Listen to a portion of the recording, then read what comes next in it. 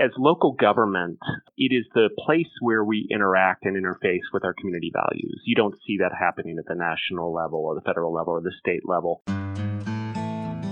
Across the country, more than 100 cities have adopted ambitious goals to transition to 100% renewable power. But how do these cities plan to get there? A small city on the foothills of the Rocky Mountains, Boulder, Colorado, has long been in the pursuit of clean and renewable energy, and back in 2016 made a community-wide commitment to reach 100% renewable electricity by the year 2030. Our host John Farrell caught up with Jonathan Koehn, Boulder's Regional Sustainability Director, last fall to learn more about what motivated the city to act and what progress it has made toward reaching its goal. This is an episode of our special Voices of 100% series of Local Energy Rules, where we're speaking with local leaders from across the country to understand why their city has made such a goal, how their city plans to meet its commitment, and what these visionaries see as the future of local renewable energy. This week, we're talking with Jonathan Koehn, Regional Sustainability Director with the City of Boulder, Colorado, which is long in the tooth in pursuit of renewable energy, but also one of these cities that has made this commitment. Jonathan, welcome to the program. Hey, John. Nice to talk to you. So as I've started off with all of our other guests, I just want to start by asking you, what is Boulder's motivation in this pursuit of 100% renewable energy? Why go for this? Well, that's a good place to start. I would say it's a fairly complex answer, and let me kind of unpack that for you. So, early on, I think Boulder recognized that the transformation of our energy system is essential if we're going to stop burning fossil fuels. And the reality is that transition presents an unparalleled opportunity also. So what started many, many years ago in terms of Boulder's commitment in terms of sustainability, Boulder was the first city to tax itself for the preservation of open space. We had the first green building requirements. And then in 2005, 2006, we developed our climate action plan, and to pay for those strategies, our carbon tax. And as we moved forward in thinking about really what is beneficial to the Boulder community, what aligns with our values as a community, the idea that renewables is really, I think, a really important catalyst in exploring and opening up all of these opportunities. And what I mean by that is it's not just about greening the electrons. It's about understanding that energy is so much broader than just electricity. So when we talk about energy, we mean electricity, we mean natural gas or alternatives for heating and industrial processing, and of course petroleum for transportation. So when you think about energy, or at least as we think about energy, it represents 99% of our emissions. So when we recognize that in that transition to cleaner resources and cleaner alternatives, it also brings forward all of these amazing opportunities in terms of ingenuity and entrepreneurship and new ways to develop and deploy technology and really support our low and fixed income. It is that great kind of coming together of the Venn diagram of the legs of the sustainability model. And we talk about, of course, the economic, social, and environmental, but we also talk about equitability and resilience. And so it is a way to kind of bring those pieces together. And I know that's a very long answer, but it is what drives our efforts here in Boulder when it comes to climate and energy. Now, one of the things that I've always been fascinated with about Boulder has been this long-term commitment now. Your first ballot initiative to approve the city to take over the electric company, to municipalize the utility, was back in 2011. This has been going on for 7 years now. But for a good reason. In a podcast interview I did with your former mayor, Susan Osborne, in 2013, I cited back to her, the local paper had kind of outlined what the feasibility study had said about this possibility of a city-owned utility. It had said it can offer lower rates to customers, not just on day one, but over 20 years. It could maintain or exceed current levels of reliability. It could reduce greenhouse gas emissions by more than 50% within the first year. You get 50% or more of the electricity from renewables. And you could create a model public utility that could, as they said, and I quote, allow for innovation in everything from energy efficiency to customer service. So I think it's pretty clear from that you saw a lot of value add in this particular strategy, municipalization. I just want to ask you because, we were chatting before we got online here, before we were recording, about Xcel Energy. So that's your investor-owned utility company that serves Boulder. And they've recently put together a resource plan that pretty much gets them to the level of renewables that 5 years ago you were talking about a municipal utility could get to. So does that take away from what you could get by taking this strategy, by looking at having a city-run utility in terms of the 100% goal, but the other goals that the city of Boulder has? Well, a lot of question there. So let me go back just a little bit and talk just briefly about the intent behind municipalization. So let me begin by saying that we have never demonized Xcel Energy as our investor-owned utility. I think what is really fascinating as local government, it is the place where we interact and interface with our community values. You don't see that happening at the national level or the federal level or the state level. So we have to react to the needs and desires and values of our community. And what's critical about that is we have always thought about our role and job as looking forward and thinking about the health, safety, welfare, economic prosperity, equitability of our community. And so if we're not really addressing climate issues, if we're not thinking about the resilience of our energy system, then we're not doing our job. And so the idea of municipalization is a really clunky and kind of crude way to get to where we want to go. And I will just admit that the majority of us in the city are pretty agnostic on how we get there. We developed a whole series of goals, one of which is access to renewable energy.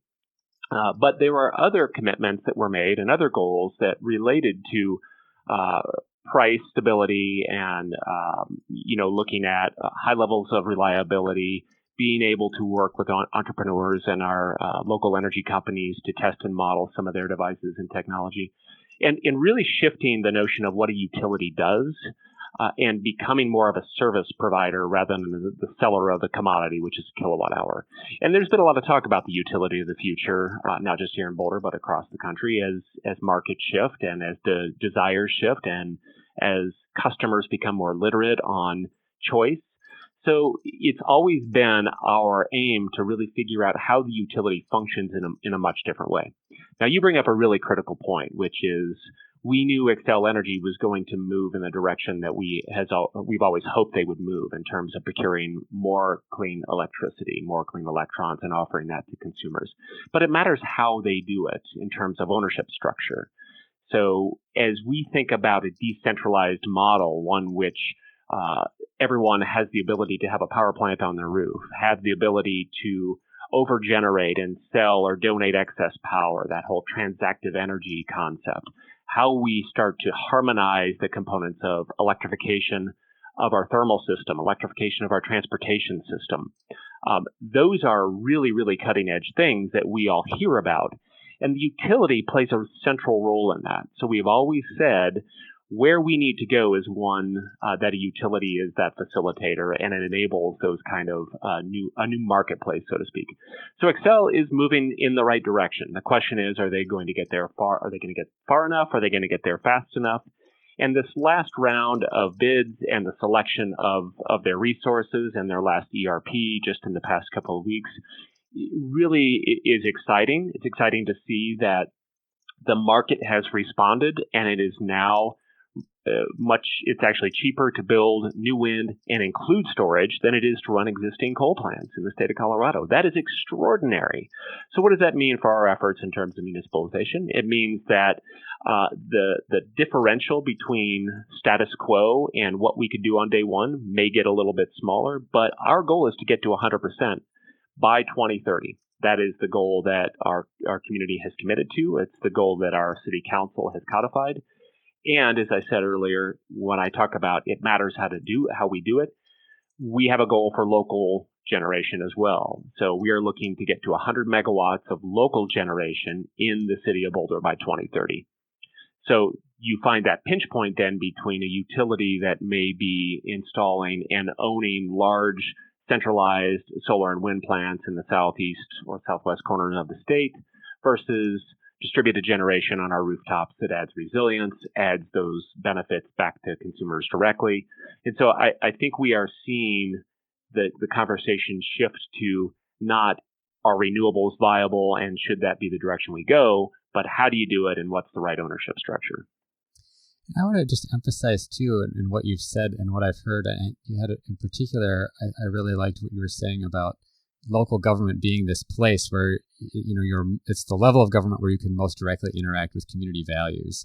And I think that's really reflected in what you said before, or in what you're saying now about this municipalization process. It seems it's sort of a natural continuation, as you said, that the citizens of Boulder have been willing to apply these values locally in a lot of different ways through the power of their city, whether that's, as you said, green building requirements, taxing themselves for open space, one of the first cities to tax themselves for carbon emissions to help drive forward this goal. Are there other complementary measures that the city is taking? So municipalization is kind of the headline thing, right? It's been going on for 7 years. It's this huge undertaking. There have been a couple of points of big opposition, and I'd like to come back to that. What other things is Boulder doing at the city level, at the local level, to help accelerate toward 100%, other than this conversation about the ownership of the system, although that is obviously a very important one? Well, I'm so glad you asked the question, because I think one of the criticisms we hear regularly is that all of our resources, all of our time has been devoted to, as I said, kind of this crude notion of buying the distribution system and starting up our own electric utility. And that couldn't be farther from the truth. It is one of our prime focus areas because our community has continued to vote in favor of moving forward until we can't move forward. But along the way, we have continued to implement cutting-edge strategies related to reducing emissions and accessing clean electricity. So from the things that are kind of central to our competency as local government, looking at energy efficiency requirements, not only from our commercial sector, but for our rental housing. And so we were the first community to have rental housing efficiency requirements, which is extraordinary. It's really dramatically improved the quality of our rental housing in Boulder. We have really taken a different approach in thinking about, as a community, that it isn't about just one city. If one city is 100% renewable, so what? What really matters is how we share and how we export learning and how we work together and lean on one another in terms of communities. And so a big focus area over the past couple of years has been building out our networks of cities, really relying on one another in terms of going to the state legislature, going to the PUC, looking at the federal level to change policy. So we've created a couple of coalitions. One is called the Colorado Communities for Climate Action, or CC4CA. It's a coalition of now 22 cities across, or jurisdictions, it does include some counties, across the state of Colorado that is acutely focused on policy reform related to climate. We don't shy away from it. We talk about resilience. We talk about climate. And we've been incredibly effective at working with the governor's office and working with state legislators to really remove those restrictions that we bump into. And I think that's one of the challenges that local communities face. We say, in a regulated state like Colorado, our utility, it's a regulated monopoly. And we say, well, we'll do whatever we can do. And that really kind of boils down to efficiency or on the customer side of the meter. Yet the things that are the biggest levers we can pull, we continue to bump into the either regulation or policy that is restrictive. So we often throw up our hands and say, well, gosh, there's nothing we can do. We have turned that around to say, no, in fact, this coalition represents 1/7 of the population of this state. We now have a seat at the table. We are working with our state leadership to really devise and develop new policy that enables really, really aggressive local action that really transforms the benefits that we've seen in the past. We are also strongly focused on the electrification of our transit system. And we've just launched a program in the past couple of months around that we call Comfort 365, really looking at how do we as a community and community members think about the transition off of natural gas? What does that look like? How do we do that so we don't create winners and losers? And so we've done a bunch of pilot projects to figure out how you bundle some of these services and really make this transformational change. And so we've done full neighborhood transformations around natural gas conversion. And just this past week, we were so honored to host the Carbon Neutral Cities Alliance annual meeting.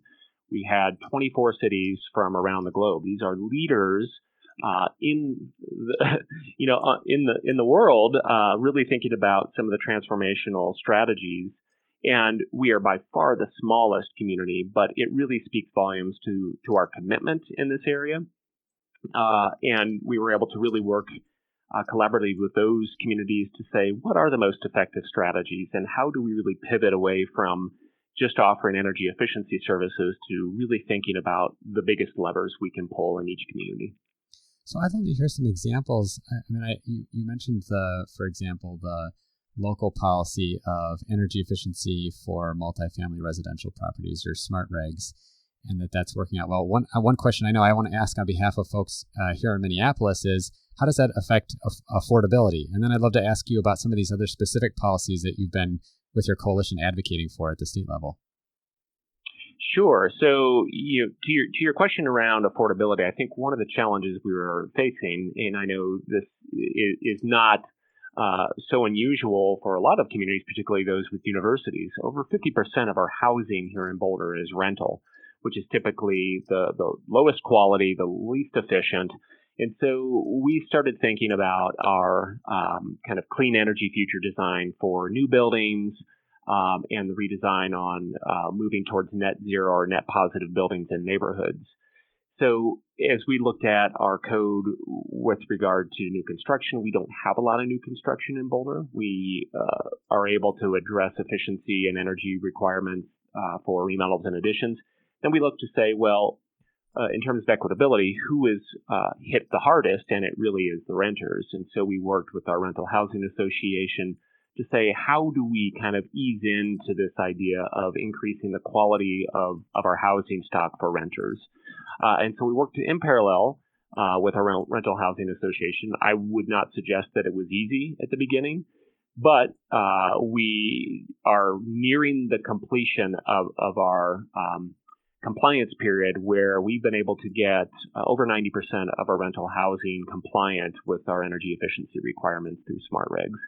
And, I think the fear at the beginning is that those costs would be really transferred to the renters. We haven't seen that occur. There's been some indication that rents in certain areas have increased, but by increasing the literacy of the renters at the same time, we're able to work with the whole system to say, what does a savings look like, and how do you actually transfer the savings to the tenant, not just the cost for the upgrades? And so, it was a little bit rocky at the beginning, but it really has smoothed out. And we have done a number of studies and analyses to show that the benefit has actually been pretty extraordinary in terms of cost savings. You're listening to an interview with Jonathan Koehn from Boulder, Colorado, as part of our Voices of 100% series of local energy rules. Do you know any folks we should interview about 100% renewable energy commitments in their community? If so, please send us an email at voicesof100@ilsr.org. That's voicesof100@ilsr.org. Stay tuned for the rest of this episode after a short message from our Energy Democracy Initiative Director, John Farrell. Hey, thanks for listening to Local Energy Rules. If you've made it this far, you're obviously a fan, and we could use your help for just 2 minutes. As you've probably noticed, we don't have any corporate sponsors or ads for any of our podcasts. The reason is that our mission at ILSR is to reinvigorate democracy by decentralizing economic power. Instead, we rely on you, our listeners. Your donations not only underwrite this podcast, but also help us produce all of the research and resources that we make available on our website, and all of the technical assistance we provide to grassroots organizations.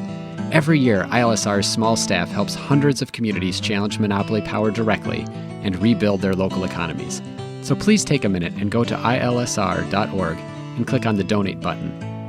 And if making a donation isn't something you can do, please consider helping us in other ways. You can help other folks find this podcast by telling them about it, or by giving it a review on iTunes, Stitcher, or wherever you get your podcasts. The more ratings from listeners like you, the more folks can find this podcast and ILSR's other podcasts, Community Broadband Bits, and Building Local Power. Thanks again for listening. Now, back to the program. I want to get into some of these other policy concepts that you were talking about, in this coalition work that you're doing at the state level. You mentioned kind of bumping into restrictive policies, right. Whether that's the fact that it's, electric utilities are regulated monopolies, gas utilities are regulated monopolies. It's something that's true of over 30 states. What are some of those things that you're asking for when you go to state leaders, state legislators, that would give the local community more power to address these issues of climate and energy? Yeah, so that's an interesting one. So if you anyone can take a look at our website, which is, you can just type in CC, the number 4CA, CC4CA. And on the website, we have our policy agenda that was not a small feat, trying to get, a couple of dozen communities and jurisdictions to agree on a policy agenda. But we were able to get there. And the purpose is to identify and really think broadly, but also give specific examples of where do we run into these kind of barriers that either restrict local jurisdictions from going farther faster, or policies that would really shift the entire state. Now, I should say that not every community represented is actually in the regulated service territory. So Xcel Energy is essentially the owned investor-owned utility. But there are a number of municipal utilities, there are co-ops and rural electric utilities that are also represented within CC4CA. So we try to balance our asks between those that are specific to regulation versus those that are more widespread in terms of policy or legislation. So some examples: the state of Colorado, sure, we have our Governor Hickenlooper has signed an executive order related to climate and set some high-level goals, but we don't have an updated inventory. We don't have an agency within the state government that is actually monitoring and measuring progress. And so that's an area that we've been focused on pretty heavily. Clean car standards, of course, zero emission vehicles, making sure that that's included in our state plan. Looking at the transition as we think about decommissioning coal and natural gas. To my earlier comment, it does matter how it's done. So we are looking at things like increasing the size limitation on qualified facilities, looking at ways to remove some restrictions on sizing distributed generation in our communities. So the 120% rule is a perfect example of that, where it was a fine intention when it was developed years ago with regard to access to the incentives by the utility. Yet the unintended consequence is now, as we think about solar as a tool for long-term affordability, as we think about solar as a tool for energy resilience in our communities, as we think about the integration of storage in our communities, we run into interconnect requirements and sizing limitations. So it's our goal and our aim to go to the code where those restrictions exist and get sponsorship to relax or remove some of those restrictions. Because I don't think that the legislature contemplated that it would be affordable and advantageous for community members to start looking at residential storage, neighborhood scale storage, and how that gets deployed within a community. So those are some examples of what we're really focused on in this upcoming session. One of the other things I know that it was either Boulder or Boulder County had done that I thought was pretty impressive, that we've covered in a product that we call the Community Power Toolkit. It's kind of an interactive tool for looking at ways that communities can take action. Boulder's featured in any number of places in there for some powerful examples, but I thought it was really interesting how they were helping organize bulk purchasing of solar panels and electric vehicles, and then also now, I believe, electric bikes. And kind of helping people on the consumer side of things. So, on the one hand, you're doing these really cool policy ideas for how you can make it easier for cities to address climate, to get to clean energy. But then on the other hand, helping consumers actually access that in an affordable way.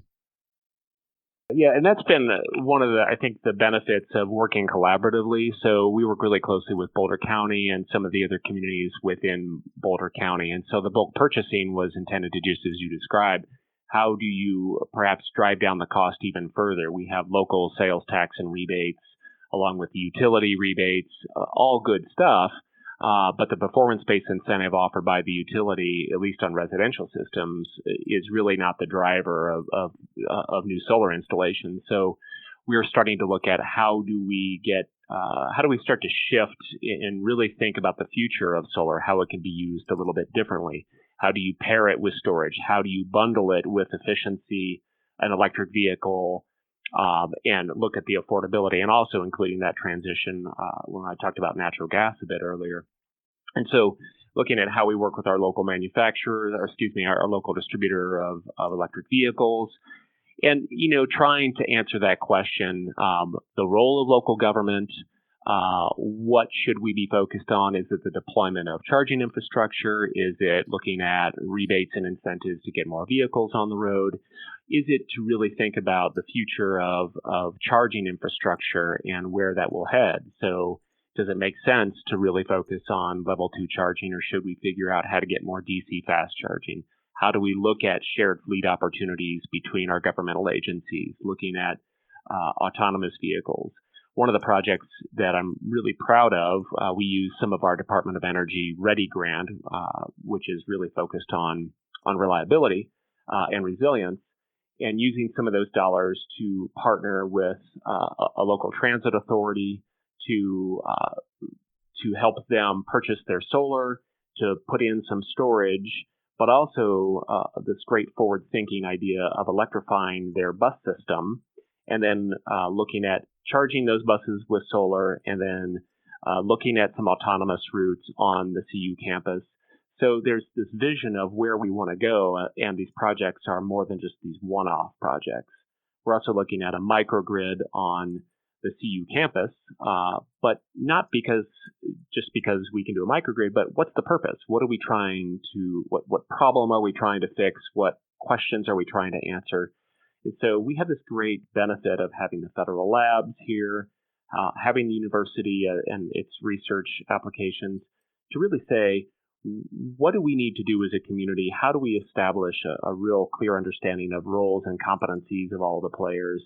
And that's been really exciting, I think, over the past year or so. And it's been a transition.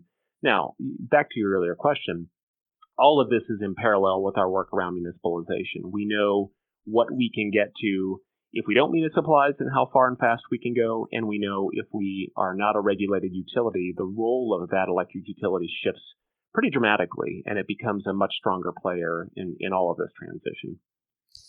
So actually, I'm glad that you brought it back to municipalization, because I did have a follow-up question.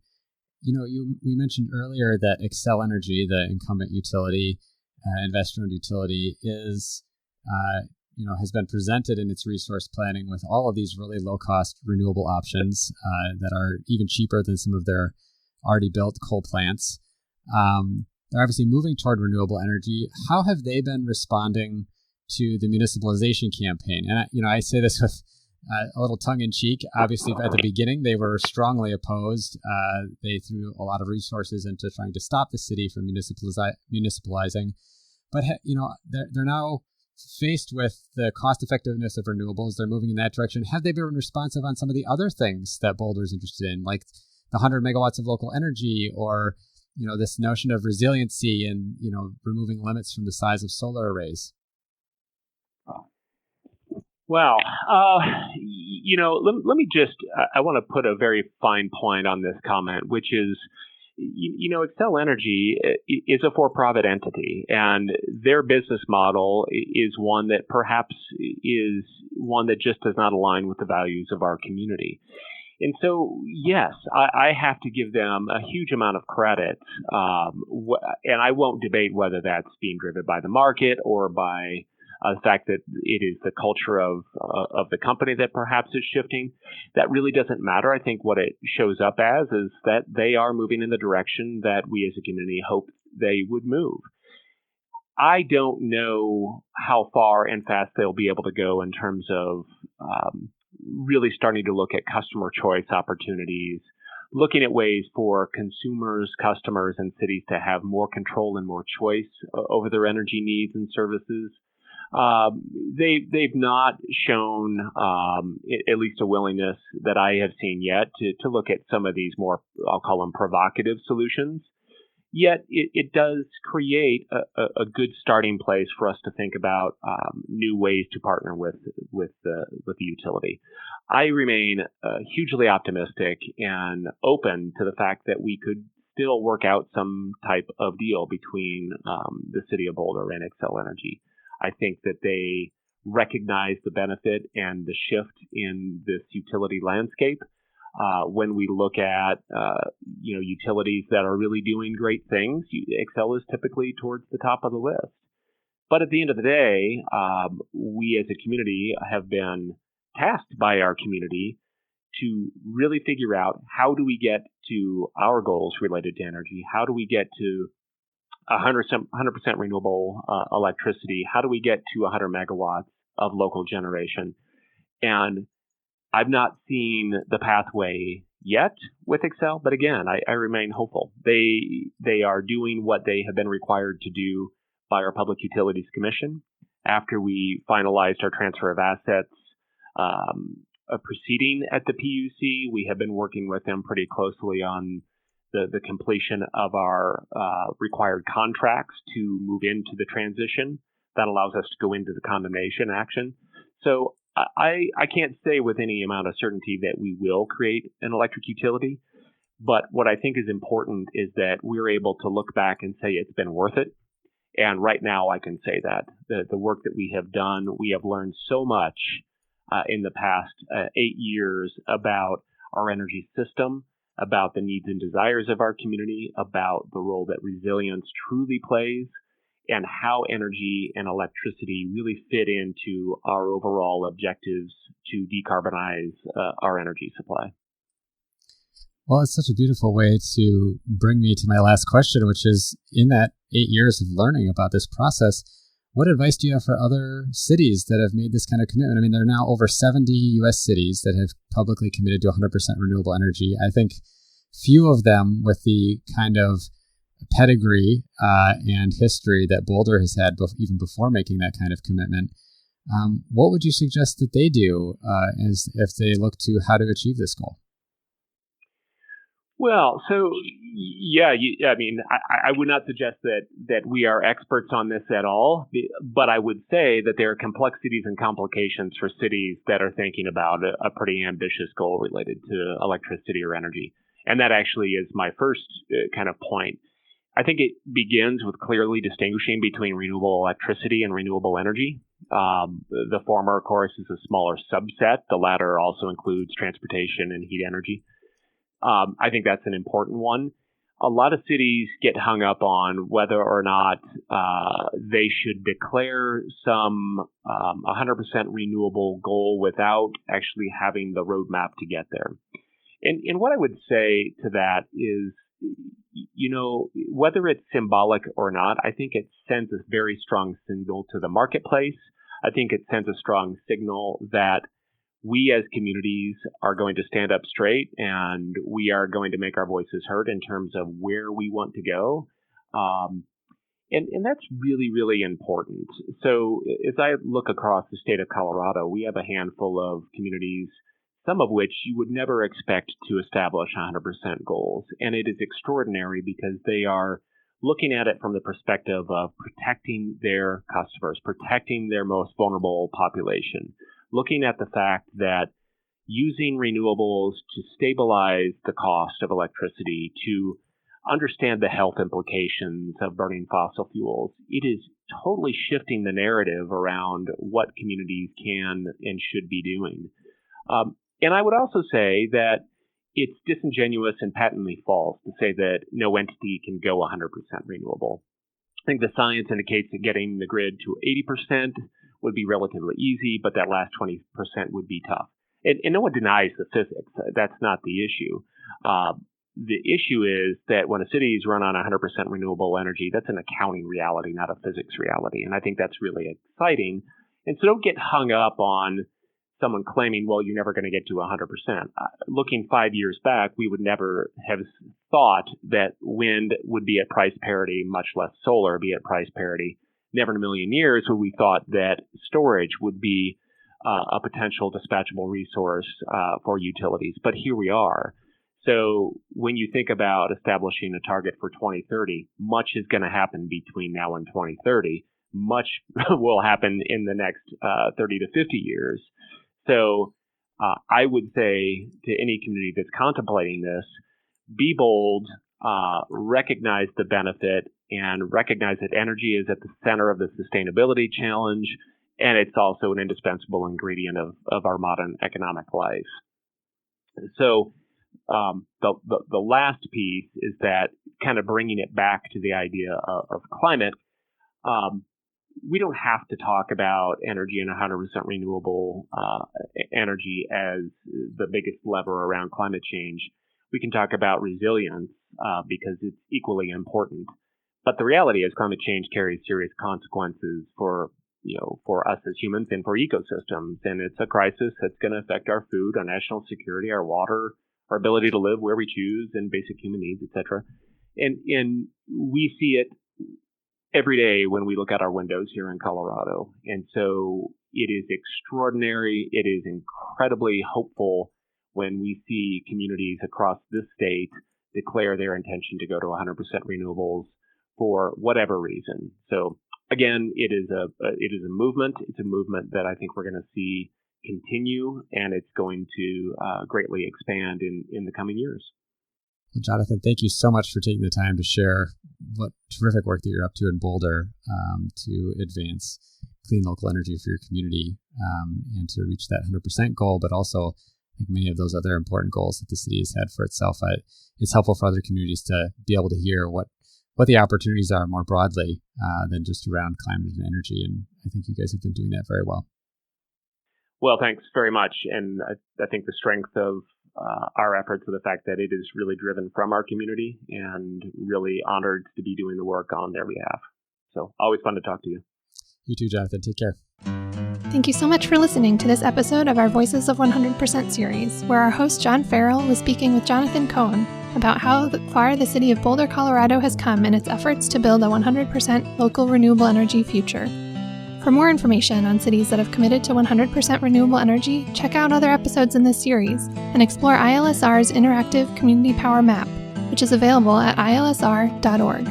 While you're on our website, you can also find more than 70 past episodes of the Local Energy Rules podcast. You can sign up for one of our newsletters and connect with us on social media.